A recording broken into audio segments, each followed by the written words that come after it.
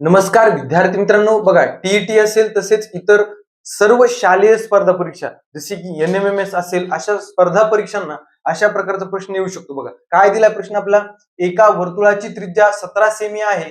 वर्तुळ केंद्रापासून 8 सेमी अंतरावर असणाऱ्या जीवेची लांबी डॅश डॅश सेमी असेल. बघा विद्यार्थी मित्रांनो, काय माहिती दिली ती आपण काढून घेऊया. आधी आपण एक वर्तुळ काढूया, पुन्हा वर्तुळाचा केंद्रबिंदू काढू. काय म्हणले, त्रिज्या 17 सेंटीमीटर आहे. समजा आपण त्रिज्या काढली 17 सेंटीमीटर, बरोबर का? त्रिज्या काढली. पुन्हा काय म्हणते ते, वर्तुळ केंद्रापासून 8 सेमी अंतरावर असणाऱ्या जीवेची लांबी किती. म्हणजे एक जीवा आहे, बरोबर का?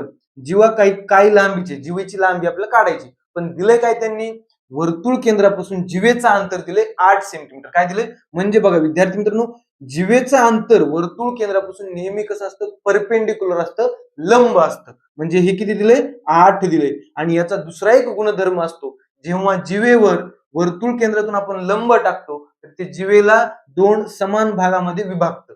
तर आता आपल्याला जीवेची लांबी काढायची. बघा विद्यार्थी मित्रांनो, मी तुम्हाला काय म्हणतो, तिथं लंब असतं म्हणजे काटकोन तयार होतो. बघा इथं कर्ण आहे, इथं उंची आहे, इथं आपल्याला पाया मिळाला, याची लांबी मिळाली की आपल्याला पूर्ण जीवेची लांबी काढता येते.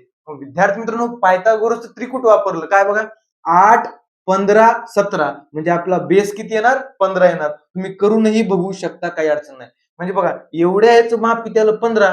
पूर्ण याचं किती असणार, हे आणि हे सेम आहे, 15 आणि 15 30. जीवेची लांबी किती असणार, 30 सेंटीमीटर. पर्याय क्रमांक 3. धन्यवाद.